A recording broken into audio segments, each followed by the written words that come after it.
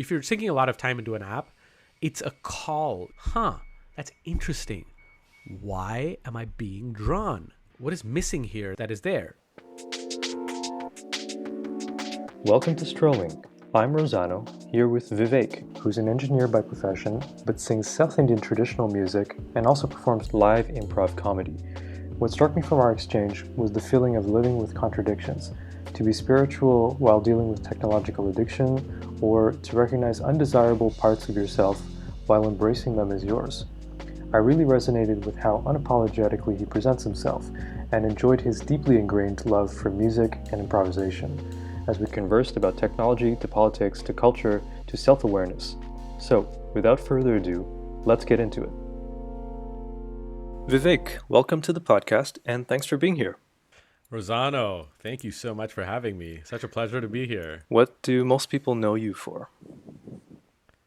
People know me for making jokes at their events, but I'm an engineer. I work in hardware engineering and technical marketing for a company that makes components that go into routers and stuff. So we build the backbone of the internet. And then outside of that, I sing Carnatic music, Bollywood music. Some people know me from Twitter, where I write threads about these things, politics, various topics that interest me. People also know me from improv comedy, which is what I do. And then, of course, Rumi class. Rumi class. Yeah. Studying poetry of the great Persian poets, Rumi and Hafez. Yeah. So, you've been spiritual since you were very young, and you obviously inhabit the secular world or the various secular contexts of this modern world. How do you reconcile the spiritual side of yourself in a world that seems to be becoming more and more secular? Would you agree with that way of looking at it, that it's becoming more and more that way? And whether it is or not, how do you reconcile the spiritual approach that you might have with being in the comedy scene, for example, or an engineer, or like these highly secular contexts? So to your first question, is the world becoming more and more secular? Yes and no. In a traditional religious sense, probably. But there's a thirst for meaning all around. I would say, yes, the world is becoming more secular in the fact that organized religion is probably not as integrated as it once was in the West, at least. But that said, the functions of the religious traditions are still being required. Somebody has to come fill that role. In one of the internet lexicons, I think somebody said there's a God-shaped hole to fill the God-shaped holes in our souls. So I think it's going to be filled one way or the other. So anyway, getting to the second part of your question, I think 10 years ago, I would have wanted to straddle disparate worlds with like confusion, despair, disillusionment. And now the way I look at spirituality is not fundamentally different from the way I look at anything else. In fact, even talking about spirituality as something distinct from materialism or consumerism, it's not the way I look at it anymore. I mean, find me something that's not spiritual in the world. Would you like to tell a joke? Okay. How do you lift a cow? You just raise the stakes, bro. Okay, that's not funny. Thank you. I worked very hard on that. If you had said raise the stake, I would have laughed. But if you said raise the stakes, that's the joke. You know, you talk about raising the stakes. I know the phrase. It's just that it's spelled differently. My visual mind is like STAKE. Yeah, it works better as a written. Okay. Let me give you a masterclass on jokes, Vivek. Okay, so please when you do. say steak, it immediately does not make sense in terms of raise the stakes. So it must be the other one. So you're never, because stakes it'd be a legitimate phrase in that sense. That's why it doesn't work. That's why it works. Well, we're both laughing now, so the joke is clearly working. Whatever is good. White people colonized every part of the third world and stole all their spices. And what's the most important spice they have? Pumpkin spice. Why? Why? Why? Why are you doing this? At least give some respect to the people you colonized, man. That's good. Oh man. Could you tell us that story about creative explosion in your high school music? Carnatic music. It's a form of South Indian music where it's half composed, half improvised. Unlike Hindustani music, which is North Indian classic music, which is almost all improvised, and Western classical music, which is all composed. Carnatic music is like, so the first few years, you're just learning songs. You're repeating the songs that you've learned. And you're learning how to reproduce them well. You're learning how to use your voice, and you're learning the craft of reproducing the aesthetics of Carnatic music. After that, you're number 5 or 6, or if you're really good, 4, you're starting to learn how to improvise. Sing your own tune. You take one line, and each person gets a turn to improvise on that line for one line. Let's say your line is Pagavari bodana vini pagava. That's the line. So how you improvise it is Magadesa sagarigama pagava padani dapa mapada magama rega rega mapagava pada pasani sagari magari sa ni dapa magari gama pagava sa ni dapa sa gari gama pa ni dapa gamari pagava. So these are different improvisations that you can do on this one line. When you're first improvising, you would just go very slowly, and you're kind of thrust into the spotlight. Not a violent like go get it, like what happens. It's gentle. They're not throwing into a deep end of the pool. It's other people who have not done it before either. You're there, and everybody's trying to learn it one at a time. Teachers in the middle. Each person takes a turn with this line, and so somebody starts, and they're starting to sing, and everybody's eyes are on them. They're all asking, "We've not done this. What is happening? What's going to come out of this guy's mouth or this girl's mouth? What's she going to do?" The anticipation is sky high. The focus of attention is very clear. Everybody's waiting to see what's going to happen. The teacher's waiting to see what's going to happen. The other students are waiting to see what's going to happen. And then it happens. And then goes to the next person. What's going to come out of their mouth? It's so mysterious. Nobody has any idea. Then it goes to the next person. And then it's my turn. I feel everybody's eyes on me. Like my teacher's looking at me. Everybody's looking at me. And I'm going to start singing. And I just realized that everybody's eyes are on me. And I am also looking at me.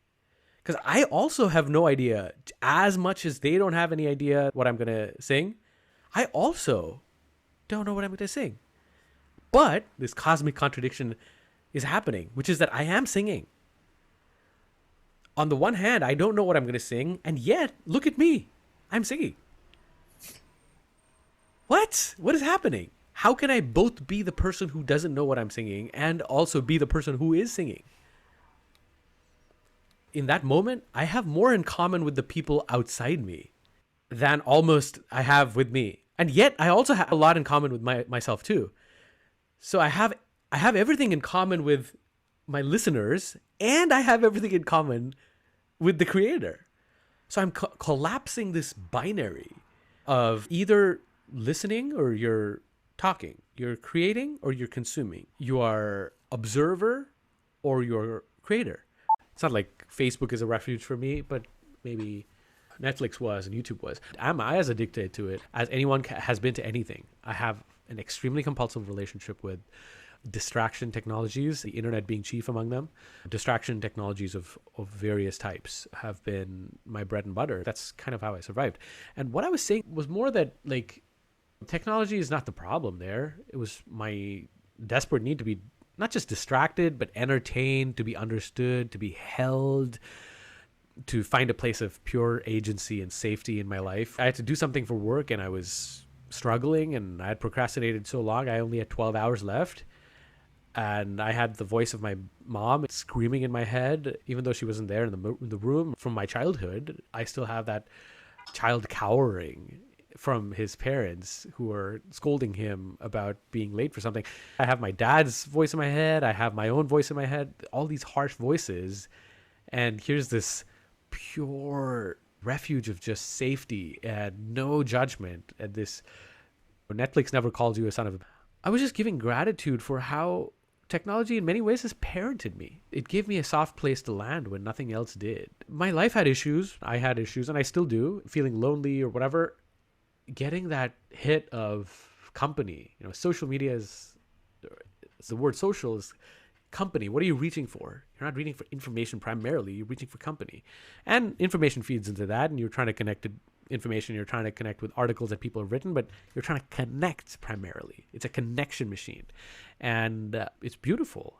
Whether it satisfied the needs for connection or not, in my case, it was always a place of refuge for me. Would it have been better for me to escape into alcohol or drugs or something like that, or Netflix and Twitter and theatlantic.com and Slate and YouTube and watch the same movie 75,000 times and download some ridiculous Friends episode? I'm glad I found that instead of finding refuge in more chemically destructive ways. And so I just wanted to give gratitude. It was this sense of gratitude and profound, in many ways, this was the soft place to land. This was the spiritual reparenting.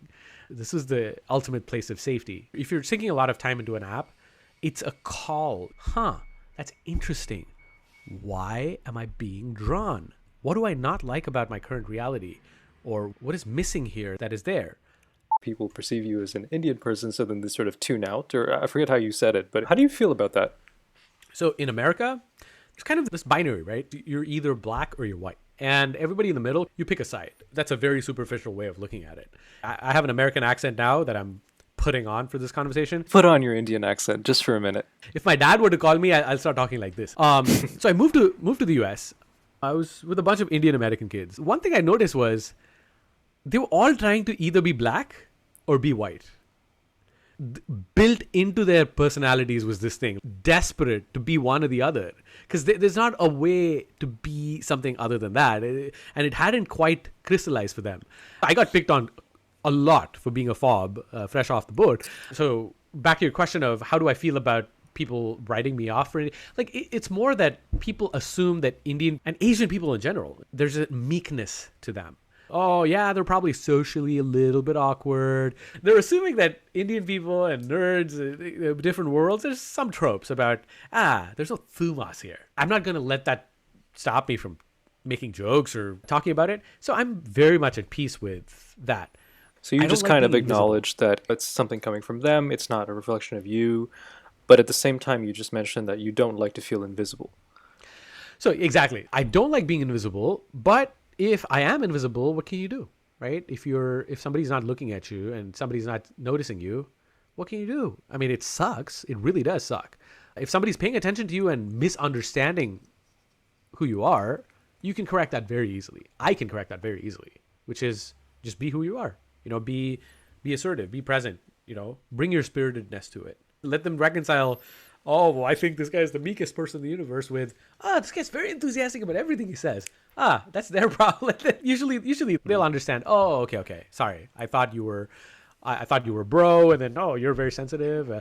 I thought you were very meek, and you're actually very assertive. Sure. Everybody gets to have their own journey with me. They can discover whatever part of me they want in whatever order they want.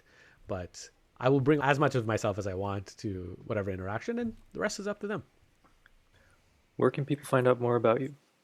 Twitter, my handle is at VivekT17. That's VIVEKT17. Also, details of my podcast will be on there. You can also find me on Intellect at various other salons. I'm hoping to do one on travel as a tool of self-discovery. Out on YouTube, it'll be on my Twitter, my YouTube channel. It was great to chat with you, Vivek. Thanks for being here. Thanks, Rosado. Those were some of the highlights from my conversation with Vivek on the second episode of Strolling. If you're hungry for more, there's a 51-minute extended version exclusively for members, which goes into studying Rumi, changing yourself through personal projects, rethinking punishment, and more. Becoming a member gives you access to all past and future extended episodes, while supporting the independent production of this podcast over the long term. Find more information, links, show notes, and Vivek's playlist of 5 handpicked songs at strolling.rosano.ca. That's strolling.rosano.ca. Be welcome to leave a comment on the website or by sending an email to strolling@rosano.ca. The music for this episode was inspired by two ideas from our conversation: Thousand Lanes and Everything is Spiritual. Hope you enjoyed that. Thanks for listening, and see you next time.